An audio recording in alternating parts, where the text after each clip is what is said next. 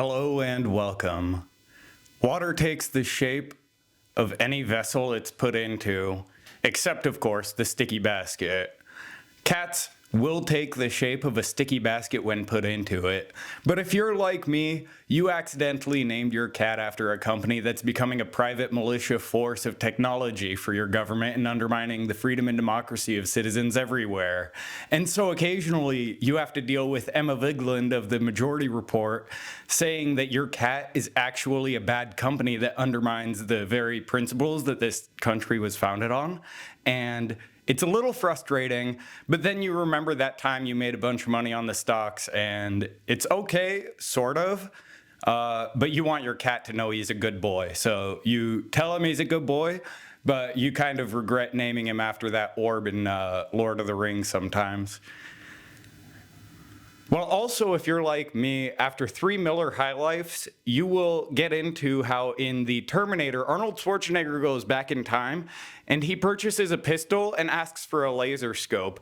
And you wonder to yourself, out loud, of course, to anyone who will listen, why does a robot who was built in the future with a targeting system built into him where he's able to assess threats and instantly sort of gauge where a target is located and therefore calculate the maneuvers of his body and be able to fire square into them? Why does a robot with those capabilities need a laser scope? And throughout my many years, I've searched for answers, and the only answer I've come upon was provided to me by an Irish lady who was very kind.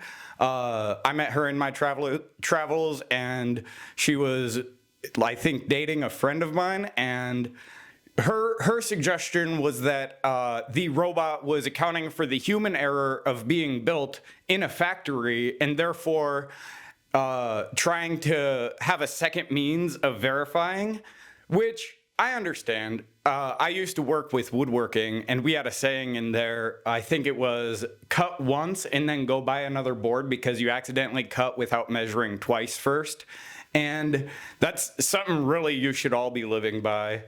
The point I want to get to, though, is that AI of the future oftentimes will take advantage of systems in which you can acquire arms without effective background checks or like any form of verification. How did the Terminator do that? Sorry, that's not what this episode is about. This episode's a fun episode, and we are going to be talking about AI, but not real AI that's going to come back from the future and destroy mankind and lead to a robot apocalypse. We'll probably actually get taken out by global warming. It's just going to get hot one day, and then we're all going to not be able to cool down, and the sun will go down, and it won't cool down, and we all just kind of boil to death over the course of probably 48 hours. We won't get like a fun zombie apocalypse. I don't know. I feel like we're just going to go out in a little snuff of like futility. That's kind of what it feels like, you know, with the way the world's going sometimes. Again, sorry, we're supposed to be talking about AI, or more accurately, language learning models and how I can engage more YouTubers. So there's this cool feature on YouTube where they tell you kind of what you can do, and it takes all the artistic work that I put into my video descriptions and sort of churns out suggestions based on that. One of them was like the dark side of Steve Buscemi, and then I had this really scary AI generated photo of Steve Buscemi. Oh, gee whiz. But today I want to go through one of the video ideas that I really enjoyed, and it's a day in the life of a woke gamer. So I've printed it out on a sheet of paper, and I want to read it to you because, I mean, it's just super fun. This machine doesn't necessarily make art, but the way it plagiarizes me is so flattering. And I mean, the technology's already gonna like steal everyone's information and stuff anyway. You know, I think when I was a kid, it was always, oh, if you put it on the internet. And now they got like the NFTs where you can buy like the pictures of the monkeys and stuff, or I'm gonna be honest, I've always thought of Bitcoin and cryptocurrency as like, if you want to buy illegal drugs safely on the internet, like that's what I've known it for. I haven't considered it a serious form of investment or anything. I live in like the Stone Ages, which is hilarious because anyway, this is what the language learning model of YouTube thinks a day in the life of a woke gamer looks like. The morning routine, starting the day right. Waking up with a positive affirmation for inclusivity in gaming. Well, I mean, of course, every day, I think to myself, I'm gonna play a game where a character looks like me, and as a trans woman, I don't know, I think Cyberpunk 2077 will represent me pretty well. Baldur's Gate 2, I think. I'm not familiar. I don't play a lot of games. I play Dark Souls mostly. Checking online communities for any instances of harassment or negativity that need addressing. Oh boy. Thankfully, the online communities that need addressing actually come to me because I put things like woke in my titles, and it gets pushed to alt-right pipelines. And I think it's just so funny that my content is being put right in front of the people who don't like me. Because it's like a honeypot. Like, they just come on in. You want to catch a thief, it takes a sticky basket. That's what the old saying goes, And then the final part of the morning routine is setting intentions for the day to promote a more welcoming and diverse gaming environment. And I truly, if you have experiences other than mine, keep in mind, I only ever can speak to my experiences as a white trans woman who transitioned in her late 20s and therefore built a foundation upon male privilege in which I was able to successfully have a life completely independent and on my own.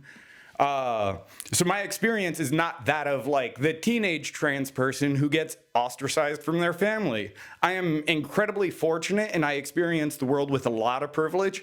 That's why I feel confident and comfortable making content where I say things like, miss me with your gay shit, Mr. Trump. Because quite literally, when he attacks trans veterans, he's not going to get me because the entire way my situation was documented was in a way that the trans part of my separation wasn't really addressed. We'll get into that someday, but it's a lot for me to talk about, and I've done a lot of talking about it in the past month, so we're gonna just get back to being the woke gamer. Gaming session, advocating for change. Playing a game that promotes diversity and representation. I think my favorite game that does this is it's the one with the girl from Brooklyn, and it's a isekai, Forspoken. It's really fun. The movement mechanics in there are one of my favorite of any game ever, and that includes Against Mirror's Edge, because it just feels so smooth when you jolt around. It's like Infamous back when you could sprint and there's electricity in your body. But again, Forspoken was an incredibly fun game. And promoted diversity and representation. I'm sorry a lot of people couldn't understand that sometimes stories have characters that you're meant as an audience member to not necessarily like. Like the main character in Forspoken starts off as someone you're not supposed to enjoy. And gamers go, oh, she's such an awful character. And it's like, that's part of the... There's an arc that occurs throughout the story. Like, she's not constantly that way. She's coming from a background where the world sort of puts her in a situation where she comes off in a way that's incredibly abrasive to the world around her. And that's represented even more so when she's put into a situation where she's not under those same social structures and then given an opportunity to save the world. But again, gamers don't necessarily get past the first part of the game, so they don't understand the storyline or how wonderful of a story it can be and how fun the movement mechanics were. Again, I think I read a lot of complaints that you don't get a melee attack until a little bit into the game, and it's learn to play the game a new way. I don't know how to say it. Not every game is gonna be, oh, I want to use a sword every time. Okay, well, if you're playing Wizards 101 or whatever, except that you have a battle staff for a little bit. It's a game. Anyway, sorry, I gotta move on to engaging with other players in a positive and constructive manner, emphasizing respectful communication. I try to do this. I know sometimes because of my privilege, I speak with a degree of abrasiveness or ignorance about me. I try to be as conscientious of that as possible so that I can include everyone. And I feel as if I've done a good job opening up and being sort of my true self. I haven't tried to hide anything from you, and I think I think it's incredible that I'm able to find like a degree of stability and knowing that like you see me as I am, and I am always working to improve. So I'm really happy to be the woke gaming YouTuber for you. Using the games platform to bring up important social issues related to gaming, such as sexism or racism. We see this happening over time. You can see when people complain about wokeism in gaming, what you're actually witnessing is we're moving from a white patriarchal heteronormative society into one that represents more the population that it's comprised of, which inherently will mean less representation for the people who dominated the social sphere of gaming, which would have been the people who are benefiting from the societal privilege of being white men, which then becomes most gamers, which then gaming appeals to white men, and then it becomes a sort of echo chamber of its sort, and then you have Asmongold remarking on like the Palestinian conflict, and it's like, didn't this guy like have a dead mouse as like his alarm clock? Like, these are the people we're gonna listen to? Sorry, that's lunch break. Connecting with the community, reaching out to marginalized gamers to offer support and create a safe space for them. I could probably do better at that. We do have the Dark Souls Wokestravaganza going on, and again, feel free to sign up. The Google Doc is in, I'll leave it in this description too. Sharing resources and educational materials about gaming culture and inclusivity. I'm gonna be honest, gaming culture is some of the most toxic stuff I've ever seen in my life. These people, these COD lobbies in real time, like, I don't know. I prefer economies like old school RuneScape, where you're playing with Argentinians who are making more money on farming virtual currency in a video game than they would working a day in their country. And then we have the Argentinian president coming and giving Elon Musk a chainsaw. And it's like, does this mean old school RuneScape is going to be able to be a full-time job for all of us? That'll be kind of fun. And then participating in online discussions that promote constructive dialogue about social issues in gaming. And I think my YouTube does this. I call Dark Souls woke. That's about all you gotta do. Evening stream, broadcasting inclusivity. Streaming a game that celebrates diversity or challenges harmful stereotypes. Now, this is clearly different than playing a game that promotes diversity and representation, because now we are celebrating diversity or challenging harmful stereotypes, which there are a lot of great ways to do this. I think, if we're smoking, that celebrates diversity.